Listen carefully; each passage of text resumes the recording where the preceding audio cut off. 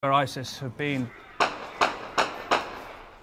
The aim was to encircle the sacred minaret ISIS themselves destroyed.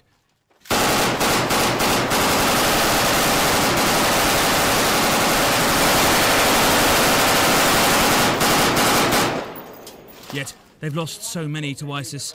They moved carefully against an enemy, even with high-tech help they rarely see.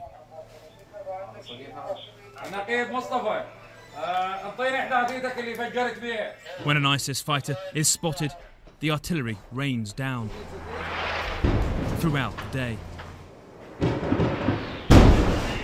There's political impatience for this fight to be over in the afternoon. News reports cited Iraqi officials elsewhere as saying the mosque had been retaken. A bizarre scene, given how lethally, painstakingly they were advancing.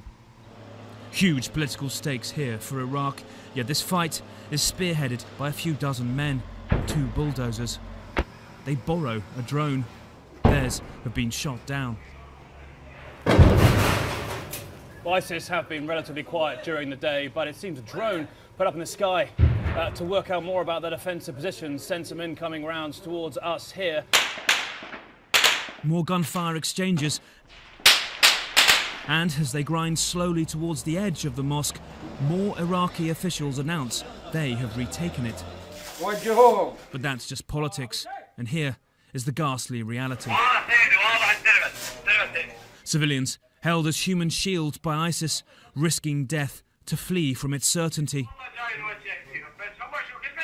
They are held back, feared as possible suicide bombers. But the agony becomes too much. There is nothing really to say when hell is behind you and just dust before you. We've been shelled in the rubble, he says. The injured piggybacked out. Fear so strong, it led this woman to walk out with pins in her leg to get her family out. A mortar landed on their home. It's the only word little Tuka can say. There's been no liquids for days. My little ones were dying of hunger. We didn't see anybody, no ISIS, only the military.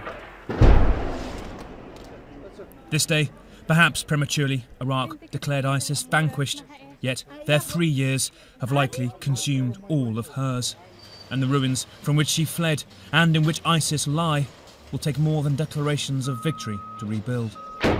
Nick Payton-Walsh, CNN, Mosul, Iraq.